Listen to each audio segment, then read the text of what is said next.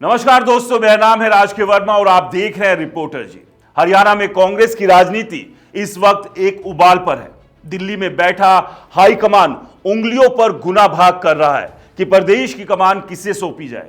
लेकिन असल सवाल यह है कि यह गणित किसके पक्ष में बैठेगा और जो फैसला होगा वो सिर्फ कांग्रेस के लिए नहीं बल्कि हरियाणा की सियासत के लिए भी एक बड़ा मोड़ साबित होगा। हरियाणा की राजनीति में अगर कोई एक चेहरा सबसे ज्यादा प्रभावी रहा तो वो भूपेंद्र सिंह हुड्डा, 2 बार के मुख्यमंत्री, कांग्रेस के मजबूत स्तंभ और जाट राजनीति के दिग्गज। लेकिन यह राजनीति है या भरोसे से ज्यादा जोड़ तोड़ का महत्व है। चर्चा यह है कि विधानसभा में नेता प्रतिपक्ष की कुर्सी तो हुड्डा को मिल सकती है, लेकिन असली पेच प्रदेश अध्यक्ष के पद पर फंसा हुआ है। कांग्रेस हाईकमान ने तय किया है कि अगर इस बार अध्यक्ष की कुर्सी किसी गैर जाट को दी जाएगी। अब सोचिए हरियाणा की राजनीति में जाटों की पकड़ कितनी मजबूत है। लेकिन कांग्रेस इस बार पंजाबी या दलित कार्ड खेलना चाहती है। सवाल ये कि क्या ये दाव कांग्रेस को फायदा देगा या फिर ये फैसला पार्टी के भीतर और दरारें पैदा करेगा। अब नामों की सूची देखिए। अगर पंजाबी समाज से चेहरा चुना गया तो अशोक अरोड़ा सबसे आगे है। थानेसर से विधायक और अनुभवी नेता, इनेलो में भी बड़े पद संभाल चुके हैं। लेकिन अगर कांग्रेस ने दलित कार्ड खेला तो झज्जर से विधायक गीता भुक्कल और अंबाला से सांसद वरुण चौधरी का नाम आगे आ रहा है। लेकिन राजनीति में सिर्फ नाम ही नहीं, गुट भी मायने रखते हैं। हुड्डा गुट इन तीनों नामों पर सहमत है, लेकिन खेल यहीं खत्म नहीं होगा।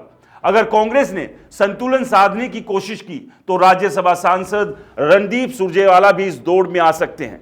और उनके लिए लॉबिंग कौन कर रहा है? सिरसा से सांसद कुमारी सैलजा का गुट। यानी कांग्रेस के भीतर भी कांग्रेस अपने ही लोगों को पटनी देने में जुटी हुई है। रणदीप सुरजेवाला अगर प्रदेश अध्यक्ष बनते हैं तो इसका मतलब होगा कि कांग्रेस हुड्डा गुट और विरोधी गुट के बीच में संतुलन बना रही है। लेकिन सवाल उठता है, क्या ये संतुलन टिकेगा? कांग्रेस के भीतर गुटबाजी किसी से छिपी नहीं है। और फिर आती है कुमारी शैलजा की बात। कांग्रेस में दलित नेतृत्व को आगे लाने की जो कोशिश हो रही है उसमें उनका नाम भी उछल रहा है। लेकिन हाईकमान को यह भी डर है कि अगर मौजूदा अध्यक्ष उदय भान को हटाकर किसी और को लाया गया तो दलित समाज में गलत संदेश जाएगा। यही वजह है कि वरुण चौधरी और गीता भुक्कल के नामों पर भी गंभीरता से विचार किया जा रहा है। अब बड़ा सवाल यह है कि कांग्रेस का फैसला आने वाले चुनाव पर क्या असर डालेगा।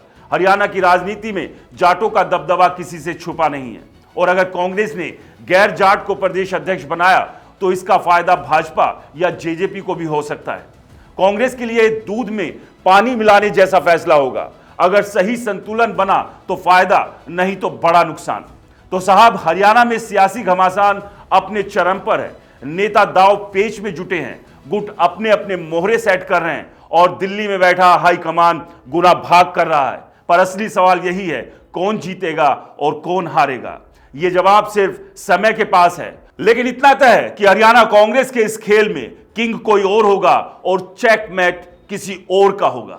आपको क्या लगता है, हरियाणा कांग्रेस का अध्यक्ष कौन होना चाहिए? हमें कमेंट्स कर जरूर बताएं। नमस्कार।